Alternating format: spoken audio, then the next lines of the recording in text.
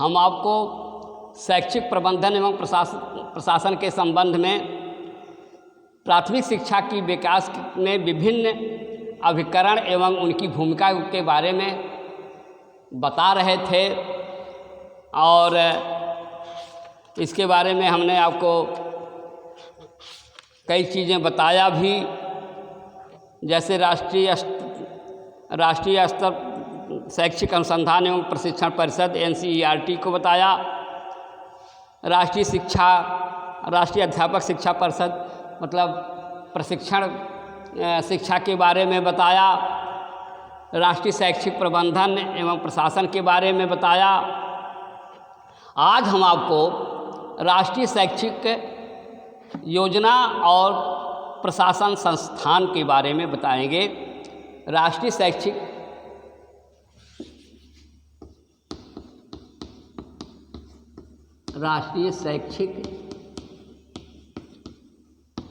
योजना एवं प्रशासन संस्थान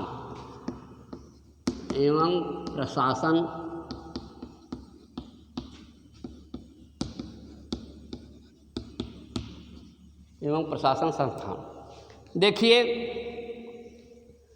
national institute of educational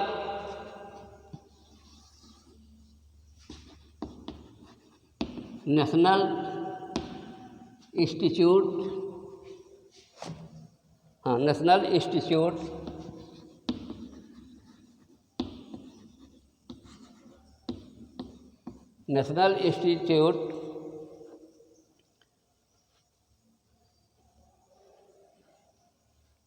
of educational planning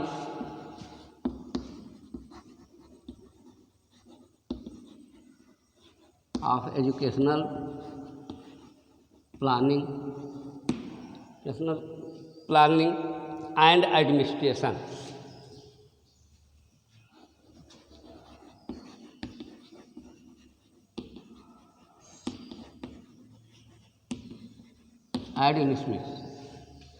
मतलब राष्ट्रीय शैक्षिक योजना एवं प्रशासन माने किस तरह से राष्ट्र स्तर पर शिक्षा की योजना बनाई जाए, किस तरह से इसके अभिकरण तैयार किए जाएं, किस तरह के साधन तैयार किए जाएं जिससे शिक्षा का संपूर्ण विकास हो सके।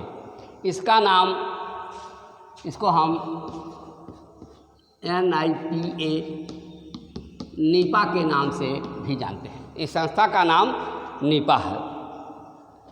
यह शैक्षिक योजना एवं प्रशासन के क्षेत्र में एक शीर्षस्थ संस्था है। यह भारत में सबसे पहले सन 1979 में इसका आयोजन किया गया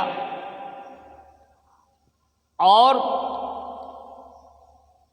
इसके लिए राष्ट्रीय स्तर पर शैक्षिक योजना एवं प्रबंधन की व्यवस्था की गई।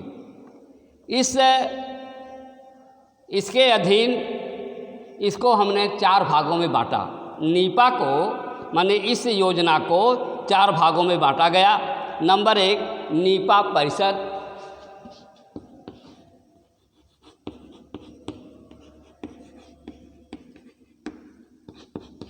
नंबर 2 वित्तीय, नंबर 2 वित्तीय प्रबंधन, नंबर 3 कार्यपालक समितियां,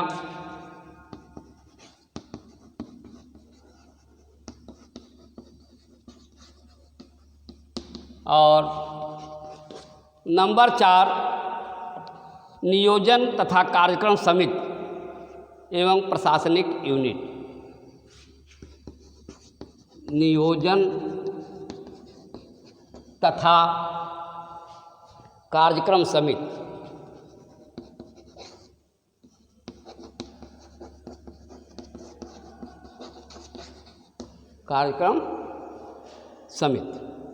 देखिए, इसके लिए इस नीपा के लिए मतलब national institute of educational planning and administration के लिए चार प्रकार से इसका कार्य को 4 प्रकार से विभाजित करके भारत सरकार ने इसको बनाया।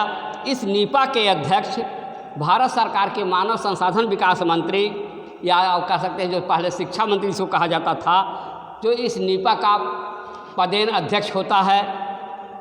इस नियोजन तथा कार्यक्रम समिति में देश विभिन्न संस्थाओं के प्रतिष्ठान, शिक्षाविद एवं शिक्षा के जानकार इसके सदस्य बनाए जाते हैं। इस समिति के, इस नीपा संस्था के मुख्य उद्देश्य क्या थे? नंबर 1 था ऑब्जेक्टिव ऑफ नीपा, माने एम्स ऑफ नीपा। नीपा का मतलब national institute of educational planning and administration, जो संस्था स्थापित की गई, किस उद्देश्य से की गई? तो इसके उद्देश्य के बारे में हम आपको बताएंगे। पहला उद्देश्य था इस संस्था के द्वारा राज्य सरकारों तथा शैक्षिक संस्थाओं को परामर्श देना। पहला उद्देश्य था कि मतलब कि हम शिक्षा के क्षेत्र में शिक्षा को, प्राथमिक शिक्षा को आगे कैसे बढ़ाएंगे, देश के कर्णधारों को या देश के विकास के लिए हम शिक्षा की किस प्रकार से योजना करें। आपको हमने पहले भी बताया था कि किसी भी देश की प्रगति उसकी शिक्षा पर आधारित होती है। जैसी शिक्षा होगी, जैसे बालक निकलेंगे, उसी के अनुसार वह देश आगे की होगा। इसी देश में शिक्षा के बल पर आपके पूर्व राष्ट्रपति APJ अब्दुल कलाम थे। वो मरते समय तक वो शिक्षा देते चले गए, शिक्षा देते ही उनका प्राण निकला। अर्थात उनकी ये पूर्ण रूप से सोच थी कि शिक्षा ही देश को महान बनाता है। तो इसलिए पहला काम था इस नीपा का राज्य सरकारों तथा शैक्षिक संस्थाओं को उचित परामर्श देना, उचित राय देना कि शिक्षा का विकास किस रूप में हो सकता है। नंबर 2, संस्थाओं का सहयोग करना तथा उनको शोध करने के लिए तैयार करना। विभिन्न चीज़ों पर, विभिन्न पढ़ाई के क्षेत्र को किस तरह से किया जाए, कौन कौन से खोज किए जाएं कि हमारे अच्छे छात्र हर क्षेत्र में, टेक्निकल क्षेत्र में, मेडिकल क्षेत्र में, शैक्षिक क्षेत्र में, प्रशासनिक क्षेत्र में, सब किस तरह से वो पढ़ाई की जाए, किस तरह से शिक्षा की व्यवस्था की जाए, इस समिति को उसमें सहयोग देना था। इस तरह से करने को। नंबर 3, विचारों एवं समाचारों का आदान प्रदान करना। देखिए, शिक्षा के क्षेत्र में विभिन्न प्रकार के विचार उत्पन्न होते हैं। उन विचारों को अपने तहत रखना ही नहीं, बल्कि उनको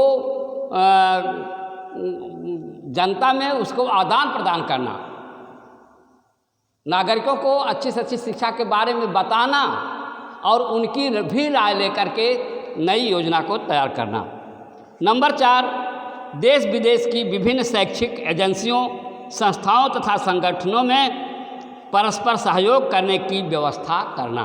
इन सब में विभिन्न प्रकार की जो संस्थाएं हैं, विभिन्न प्रकार के जो लोग हैं, जो एजेंसियां हैं, उनमें आपस में सहयोग करके शिक्षा को बढ़ावा देने का इस नीपा का विशेष उद्देश्य है। अब नीपा की कौन कौन सी प्रमुख इकाइयां हैं? नीपा की प्रमुख इकाइयों में माने आंतरिक प्रशासन व्यवस्था को सुनिश्चित रूप से संचालित करने के लिए नीपा ने कई इकाइयों का गठन किया है, जिसके द्वारा संपूर्ण शिक्षा का विकास संभव हो सका।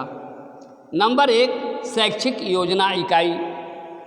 इसमें कई इकाइयाँ तैयार की गई।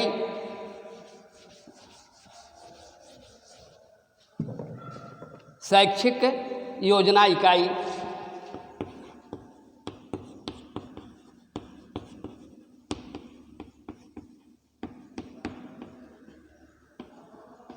नंबर 2, शैक्षिक प्रशासन इकाई।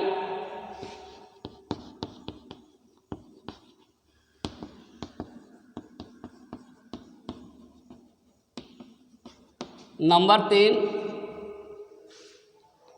शैक्षिक वित्तीय इकाई।